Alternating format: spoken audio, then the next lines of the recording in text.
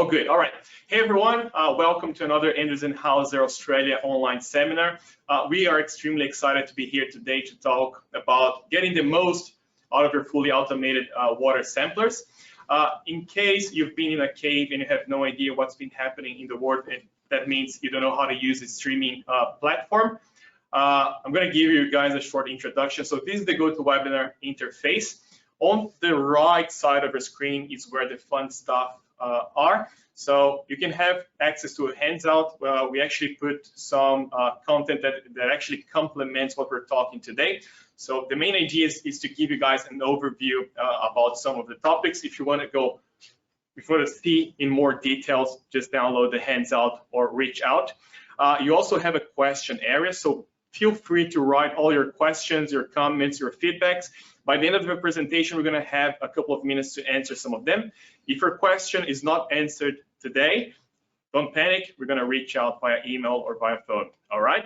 So that's a short introduction. A quick introduction about myself. My name is Gustavo Queiroz, or simply Gus, and I'm one of the industry managers here at Endress+Hauser Australia. And today we have a very special guest. The man who is the guru of liquid analysis, the man who samples the unsampleable. We have PJ. I'll just make a short introduction about myself as well. I've been working with Endress+Hauser for nearly 12 years, 9 years back in Brazil as a service engineer and as a product manager for liquid analysis, and I moved to Australia 2 years ago. Now, PJ, that's what here. Thank you, Gus, for the very illustrious introduction. My name is PJ. I am the product manager here for Endress+Hauser. I've joined just recently. Thank you for joining us for our webinar today. I look forward to introducing you to the autosamplers. Awesome. Thank you, PJ. All right, before we get started, I want to share with you guys the agenda. So we're starting with some of the basics around sampling, what it is, why we actually need to sample stuff, some of the typical applications. And then, as you see on the agenda, we have two topics on challenges. The first one is challenges on manual sampling. We really like the word challenge because that's what we are here to do. We are here to help you guys to sort your challenges out. So initially, we're going to talk about the challenges with manual sampling. Then PJ is going to come over and talk a little bit, give you guys an introduction about what autosampler, what they are, how they look like, some of the characteristics of autosamplers in general. And then I'm going to talk about the challenges for autosampler operations. So if you already have an autosampler, but you do face a couple of problems or issues and you don't know how to sort them out, we actually have a list of things and how to address them.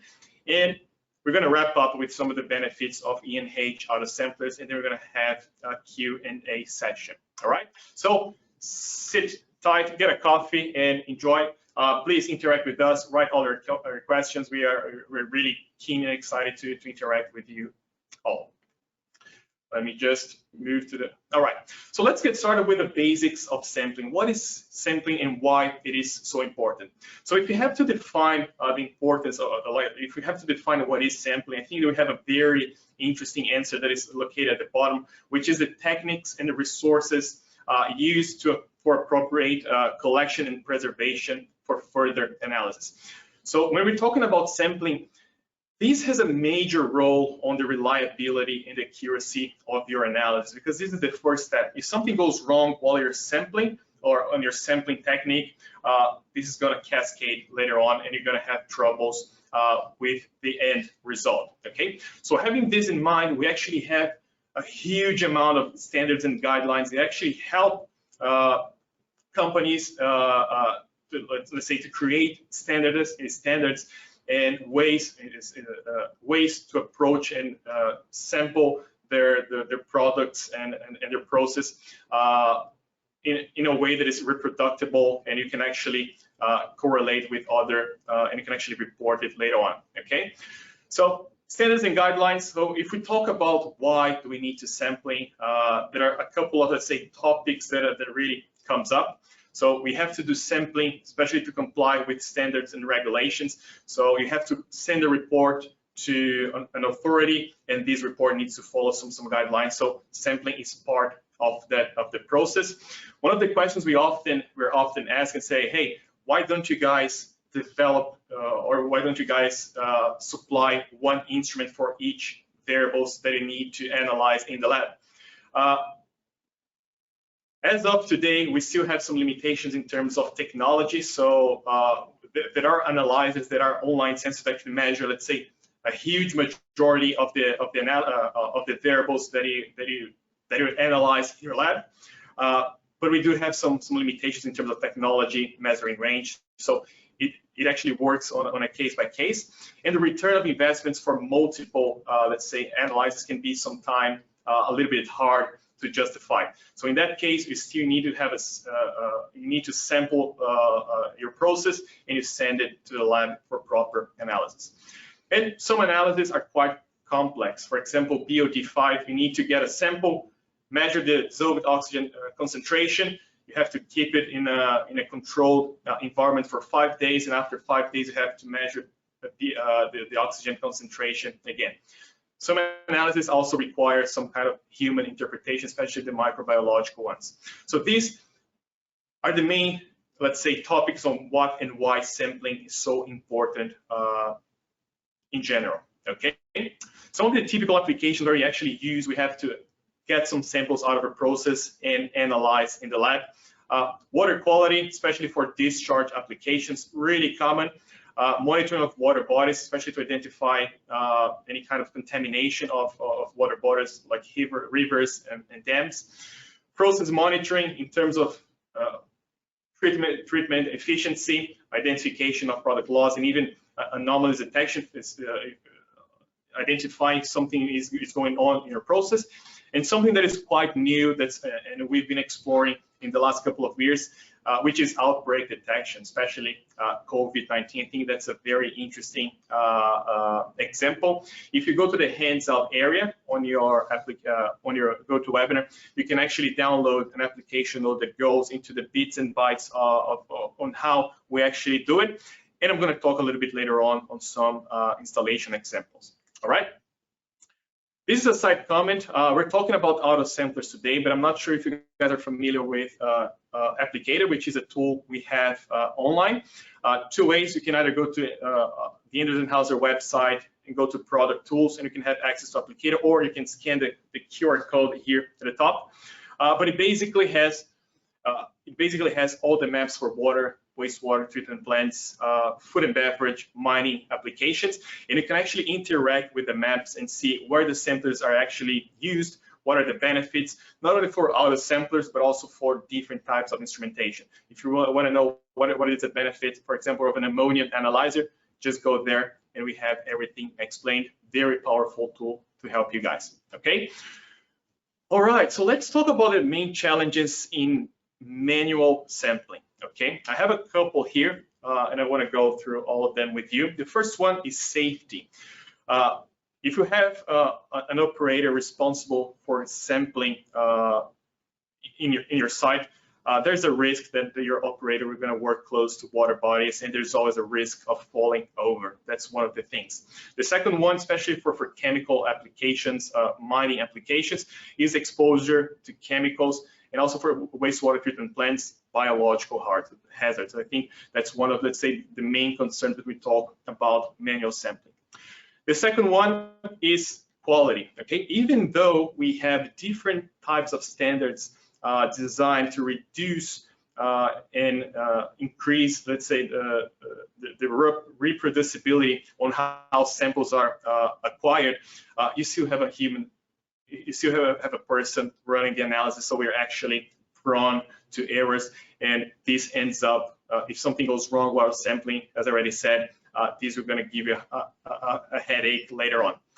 And in terms of quality as well, we also have the effect of unstable variables. So some of the analysis, if you're getting a sample, if you go to a site, you get a sample, and you have to bring it over to the lab for a proper analysis.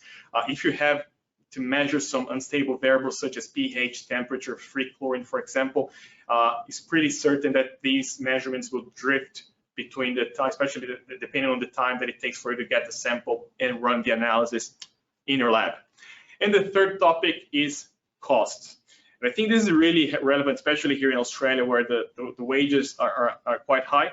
But around the sampling operation, you have, for example, logistics time, which is all the time that your operator needs to spend going into the sampling point and back to the lab, for example. And since we have heaps of standards and procedures around sampling, you have to put a lot of effort and money on training the operational staff to make sure that they are actually executing the sampling in the right way. So these are the three, let's say, key challenges when we talk about manual sampling. Okay, we actually have, especially on the cost, we have some very simple calculation, but it's really nice for us to understand what is the effect of a manual sampling in your pocket at the end of the year. So we have one example here for a grab sample. So a grab sample is a sample that you get ad hoc. You just get there, you want to see what's going on. So if your cost per hour is $35 and you spend 3 minutes doing the sampling and you spend 10 minutes to go to the sampling point and back, and you run these, you get these samples 5 times a day, at the end of the year, you're going to have a cost of around nearly $14,000. A second example, which is quite common, especially in wastewater treatment plants, is for composite samples. So if you want to have a full picture of how your process behaved in the last 24 hours, for example, instead of getting one sample in, what you actually do, you get one sample after a fixed amount of times, you merge them, you combine them together, and you run the analysis at the end of the day. So if we have exactly the same conditions in terms of cost and sampling time, but if we increase from 5 to 24 times a day, so you need one person going to the sampling point every hour, we have at the end of the year a cost of $55,000. So it's a very easy ROI calculation for you to do. If you say, okay, do I need an autosampler or not? You can either do this on your paper. We developed a calculator that we're going to send later on, so you can actually use. All right. Before we go ahead, I want to ask you guys a question. In your opinion, what is the main challenge in manual sampling? I gave you guys 3 options. That's based on our that's based on the feedback our customers gave us, and we also gave you guys an other option. So it would be really good if you guys could share with us what you guys think. What are the main challenges? I'm going to give you 10-15 seconds max. So please select the options, and if you by any reason select other, would be great if you could if you go to the chat or the question area and write down what is the other reason that you consider a challenge in manual sampling. So we are gonna wait a couple more seconds. 5, okay, let's wait a couple more seconds. 5, 4, 3, 2, 1. All right, let's close the poll and let's see the results. Okay, so okay, that's really good. I think it comes aligned to what we actually said. Operational costs, yeah, again, aligned with a single ROI calculation that we did, 57%. Quality of samples, if you have someone like different operators executing sampling, there will always be a risk of getting samples in a different way. Personnel safety, 36% there. And we have actually 7% other. So if you actually answered other, please write down on the question or in the chat area. We're more than happy to have a chat about it. So now I'm going to hand it over to PJ, who's going to give us an introduction on autosamplers. PJ, you're up. Thank you, Gus. Again, thank you for joining us today. I will be taking you through an introductory on how an autosampler would be working for you. It's just a basic overview, nothing too extremely technical, but it gives you an understanding of what you would be looking at. Rightio. So we have different types of autosamplers. One of the ones that we'll look at in this slide is a stationary autosampler. So effectively, this is completely optional in terms of what material you can build it out of. It's available in high performance plastics or stainless steel 304 or 316. So that's the sampler there, and usually it is located very close to the channel or the drain or body of water. Inside it, it generally has either a peristaltic or a vacuum pump. Now, either one has got its benefits and advantages, depending on what you're going to use. Vacuum pumps are better for oily, fatty medium, whereas peristaltic has better for toxic applications because it doesn't come in contact, the parts don't come in contact with the fluid itself. With the autosamplers as well, generally there's always a holder and a sensor assembly. So the holder is there to effectively make sure the sensor and the sensor assembly is always immersed in the water, collecting the readings, okay? Inside the sensor assembly is obviously the sensor, and of course you have an inlet hose that collects the sample back to the autosampler. Now, something that you need to know is that we also offer all of the sensors available, and they can do all of these measurements for you, such as nitrate, turbidity, chlorine, etc. And some of you may already know, we offer world-class leading technology, and some of it also being referred to as MemoSense, which Gus will cover a little bit further down the track in the benefits. So that was a diagram, but how does it look in real life? So here is an example that we have. In this example, as you can see, we have the stationary sampler sitting on the side there. It's being positioned very close to the body of water. And in this particular application, we have two holders with two sensor assemblies. This helps with instability and any variations that you may get with some of your results for sampling. You've also got the sensors inside, constantly submerged in the water, and you've also got the inlet hose going in. So looking inside the sampler, for this particular example, you have the human interface, which is this controller, which is very intuitive, allows you to do a lot of controls. It also has an inlet to collect, obviously, from the inlet hose from the water body. And in this particular example, we're using a vacuum pump. And I said before, vacuum pumps are better for oily and fatty sort of goods. As you can see in this picture, it's quite oily and fatty, and it's leaving the deposits around the glass chamber. But in saying that, with the vacuum pump, there's two sensor types that you can have. Generally speaking, we use a conductive sensor for most of the applications.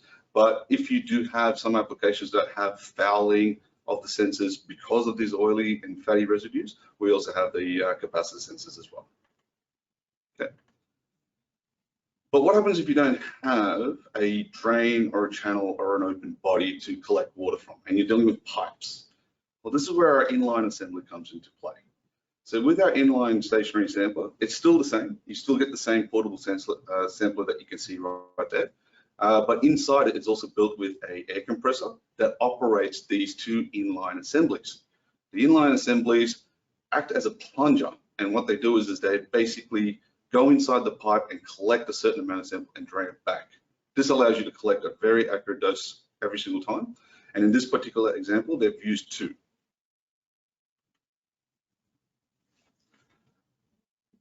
We also offer portable.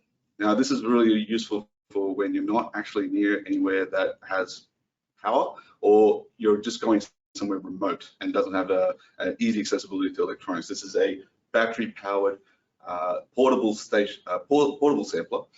It does have on it, about there is a peristaltic pump, which helps it draw the water in, and that comes with an inlet line as well. And you can get this with multiple various configurations of bottle sampling as well, so you can get it with one or multiple.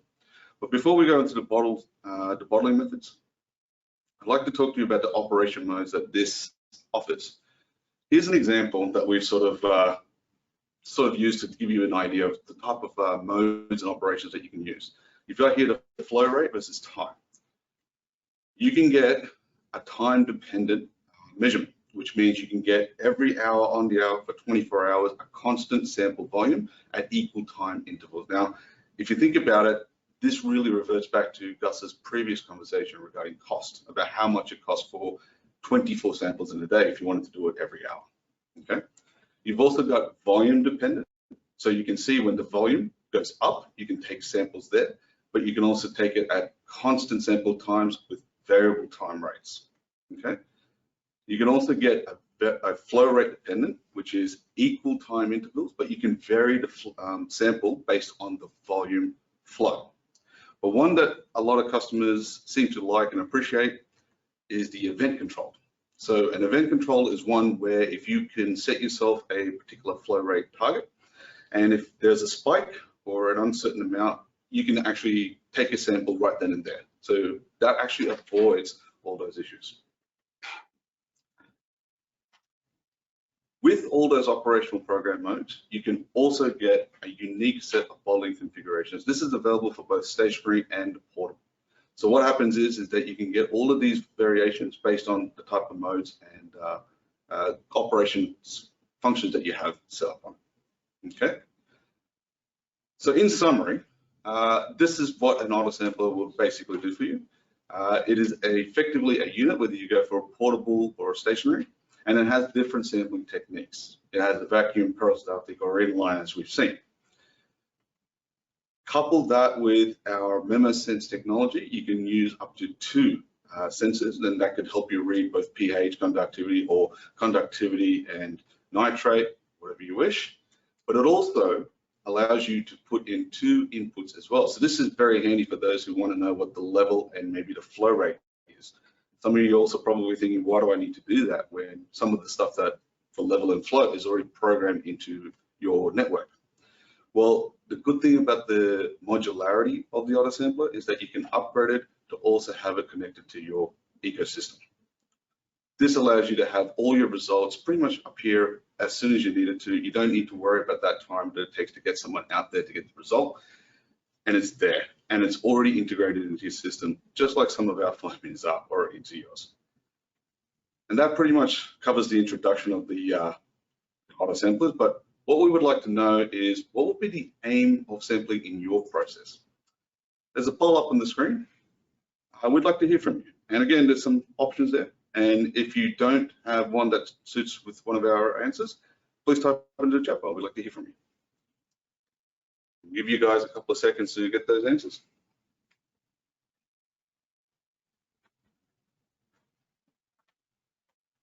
Awesome, thank you, PJ.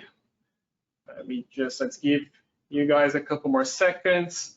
Let me see how many people already answered. Can we check the percentage? Maybe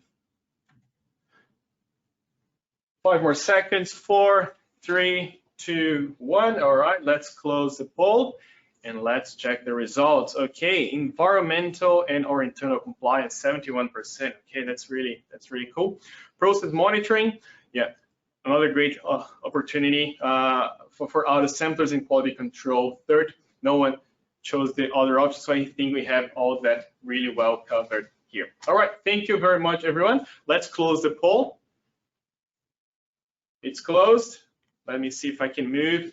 Awesome. All right, thank you, PJ. That was really good. At least hope you guys got a glimpse on what is an autosampler, how it works. PJ did really well covering the basics. If you really want to know more in depth, you're free to reach out. Please send your questions. We already got a couple of them.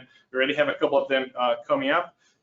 Send us as much as you want. All right. So let's talk about challenges in autosampler operations. Okay. And when we talk about challenges in autosampler operations, this is the feedback that most of our customers often gives to us. Okay. If I have an autosampler, how do I deal with unstable variables? So if I have an operator go in there and sampling, he can bring a handheld device and measure the device straight away. I think, at least on this topic, PJ already gave you the answer. So the cool thing about the Endress+Hauser autosamplers is we're not offering an autosampler standalone. This is an autosampler plus a measuring platform that you can actually integrate into your control system. So since the autosampler has the possibility to have up to connect MemoSense sensors, we can have any kind of sensor that is actually integrated with MemoSense technology. I'm not sure if you guys are familiar or not with MemoSense, but this is something we created in 2004, so nearly 16 years ago. And this is a game changer in terms of reliability and maintenance, okay? Why is that? One of the benefits of every MemoSense sensors is that all analog signal generated by the sensors are actually converted into a digital signal and sent to the transmitter, or in this case, the autosampler. So we can ensure that if this sensor is in your process measuring pH, the pH value generated at the tip of the sensor is actually the pH that you're actually seeing on the display screen or on your PLC, for example. Okay. The second one, and I think this is for sure a game changer, especially for maintenance. We don't have any kind of electric contacts on the sensor head. All the data transmission is made completely with an inductive coupling, especially in wastewater applications or very harsh environments. For example, where you have the presence of H2S. If you have an analog sensor, after a short period of time, you're going to start having oxidation. And if you work on site and if you have site experience, have you ever been to, I don't know, an instrument and you shook the cable and you realized that all the measurement was actually jumping up and down? This is a characteristic. This is a really characteristic of analog applications. This is something we can completely solve with this kind of technology. All right, and any kind of metal sensors can actually be connected to the Autosampler. All right, moving to the next topic, which is a little bit more related to maintenance. How do I know if my Autosampler is working well, and how exactly I can plan to run the maintenance? It's very common for customers today to do work only on corrective maintenance. Okay, something goes wrong, or you show up into your Autosampler to get the bottles and realize that you actually didn't get any sample at all because you had a faulty instrument. So to answer these two questions, I need to cover something that is really cool, which is the Endress+Hauser advanced diagnostics concept, which called heartbeat technology. And the heartbeat technology is actually split or divided into three main pillars. We have the heartbeat diagnostics, which will classify all the warning failure messages according to NAMUR NE 107. Yeah, that's correct. So these will actually give you a sense of priority. So based on the type of warning that you have on your device, you actually know if you need to do an intervention really quickly because it's not working at all, or if you can actually reallocate and run a maintenance at another time, for example. Okay. Another interesting thing about heartbeat diagnostics is that we actually have all the troubleshooting given to the operator or to the main or to the person responsible for the maintenance. So it will give you not only what is the failure, but also all the steps that you have to do in order to correct that problem. Okay. The second step is what we call heartbeat verification, and this is, I would say, this is the cherry on top of the cake when we talk about Autosamplers. Heartbeat verification allows us to run a full verification and create a full report of the Autosampler. So you can press one single button and the Autosampler will actually run a self-check and will give you a full report of all its components. So you can have an idea if your Autosampler is working well or not with a click of a button. And you can also identify components that are actually wearing down. If there's any component that is starting to drift, you'll be able to identify. The third pillar on heartbeat technology is monitoring. So this guy here will actually give you all the key performance indicators that you need to have to optimize your maintenance strategy. So this is basically what you have. So once you run a heartbeat verification, you're able to get this full PDF report that you can attach into your maintenance plan. And you also have the key performance indicators. What is the availability of my Autosampler? What is my mean time between failures? So if you know that the mean time between failures is 30 days, you have to go on the 29th to do the maintenance. So we give all this information. We have different types of algorithms and intelligence embedded in this machine, in this platform that can actually help you improve your maintenance strategy.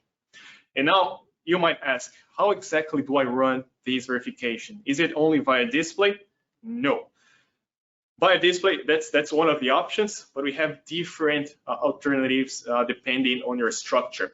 So the Autosamplers actually have an integrated web server. I'm going to talk about this in the next slide. But if you have a handheld or a tablet with device care or field expert, you can run the verification straight away.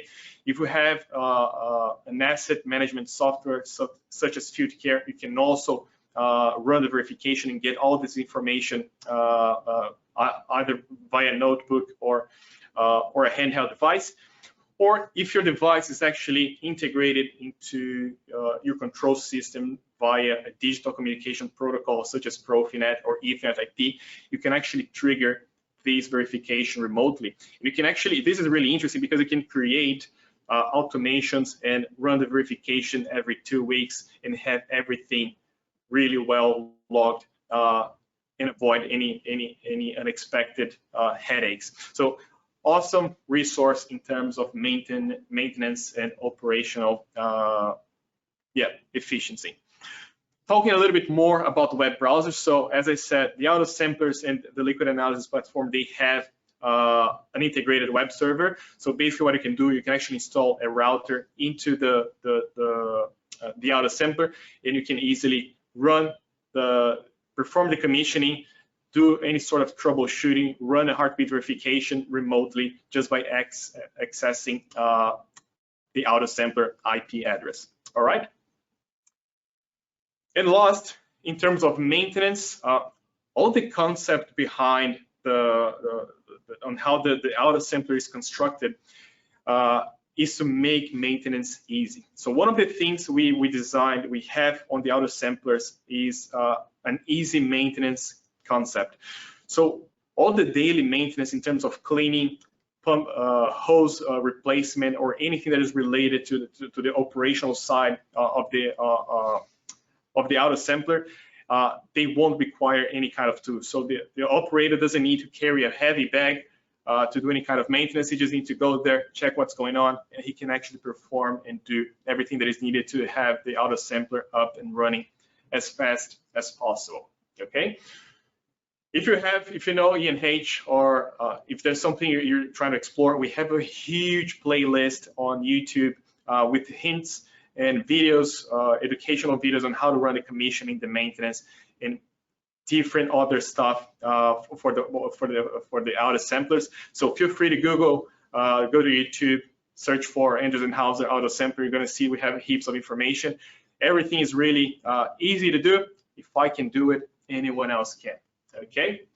All right. So just a couple of application examples. I think we covered a little bit of a concept. I really want to show you guys what our customers are actually, how our customers are actually using the Autosamplers in their operation. The first application is really interesting. It's not here in Australia. It's actually in Germany. But I'm using this example because I really want to show you guys how you can actually have 2 different sampling programs into one analyzer. So these are actually running in parallel. So the sampler is actually executing a sampling every time 50 cubic meters passes by the Autosampler. So it will get a sample and it will store in one specific set of bottles. And we also have a conductivity sensor installed on this guy. This sensor is actually used to monitor de-icing. Okay, so if you have a condition where the conductivity jumps over 2 millisiemens per centimeter, which is a very high salt concentration, the Autosampler will grab that sample and store in one specific bottle. So just so you can have an idea on the possibilities, you can have 2, 3 programs running in parallel. All right. Second application, this one is really to illustrate the composite sample, the composite sampling. Okay, one of the cool things here is actually the time between samples. The more samples you get, the better will be your, let's say, your overview over that period of time. So one sample every 15 minutes, you're gonna need someone dedicated full time to get that sample. If you get an Autosampler, this is easy task. Just put it there. You just get a sample once, twice a day, and that's it. Okay. All right. Second application, really straightforward. This one is actually monitoring the effluent channel that is actually going to into the sea. very simple one. This one's actually sampling based on time. Every 50 cubic meters, we will get a sample and store. What is really nice here is the bottle change time. So this customer has the autosampler located in a remote area. He just needs to go there every 24 hours, get a sample, bring it to the lab. I'm not sure if we mentioned this or not, but we have the option to have refrigerated samples. So that's something that is pretty simple for us to do as well. And the last, and let's say one of the highlights of today's presentation, it's actually on COVID-19 outbreak monitoring. This is something some of our customers are starting doing, especially overseas. And it's really interesting because we often supply just the sampler. All the analysis is usually carried in the lab without ENH instrumentation. But I don't know, I'm not sure if you guys know this or not, but Analytic Jena is part of the Endress+Hauser group, and they have a huge amount of lab dedicated device and instruments that are actually used to monitor and identify the presence of COVID-19 in different types of outbreaks. So this is a full package delivered, the autosampler and the lab instrumentation, so you can actually have an idea of which areas in your city are actually having an outbreak of a specific contamination. Or yeah. All right, I think that's basically what we wanted to cover. The idea here today was, okay, let's give an overview about autosampler, some of the key challenges, how to address them. And I think we have some of the key benefits. I might bring PJ here just to have a quick chat with me, and maybe we can talk about the benefits together, PJ. Sure. I'll start with safety. As I mentioned, I think this would be the number one in terms of reasons why an autosampler should be used. You can mitigate risks by with procedures and when people are actually getting samples, but you can't fully eliminate them. But that's something that you can do when you use an autosampler. You mind? Yeah, and as you can see, the cost savings is very clear, like reducing the multiple samplings to one simple bottle and being able to do it all completely automated at a simple programming of your choice allows you to save that cost, but also give that ability to understand where your money is being saved by making sure that you don't have to go out there and resample every single time. Awesome. And last, quality. If you have an autosampler, it will behave exactly the same way. So you can ensure the repeatability of your sampling process, and you can discard any kind of problems in the first step of your analysis. Especially if you work in the lab, that's something that very often comes to us and say, hey, Gus, hey, PJ, my lab analysis is not matching with my process analysis. And very often, it's a problem with the sampling. The sampling are not, when you're comparing how you're sampling both, how you're sampling the lab analysis and how you're actually measuring in process, it's actually a huge difference that is caused by lack of coordination between of sampling. Not to mention also that the quality is the ability to get that response time straight away. Exactly. That's cool. All right, so that's basically what we wanted to share with you guys. I think we have some time for questions now. Let me just check what. Yeah. Yep, I'll get some questions up for you. Just waiting to see. I think something's being typed. Okay, first question. Is it possible to use an automatic sampler in pressurized pipes? I'll take this one, Gus, to show mine. So yes, the answer is yes. A couple of slides before when we were doing the introduction, you can tell that not only do we have the vacuum pumps available, which is suitable for pressurized pipes, it can handle up to about 0.8 bar, but we also have the inline assemblies, which allow you to use it. May not have mentioned it during the presentation, but that can handle up to 6 bar. They're perfectly suitable to be used in pressurized pipes. Okay, just getting another question. Yep, so what is the best sampling method, vacuum or peristaltic pump? Do you mind if I take this one too? Please. So realistically speaking, there isn't a better or worse. It is really dependent on your application. So as I described before, you could use the vacuum pump and you could use it for something like an oily or fatty deposit, and we can have a certain capacitance sensor that uses it for that application, or you can use a peristaltic version if it's more toxic or a little bit, more corrosive to the process, because the actual peristaltic version doesn't come in contact with any of the components. So there's no one that's better than the other. It's just really dependent on the application. Okay. Awesome. Question. Yep. Okay.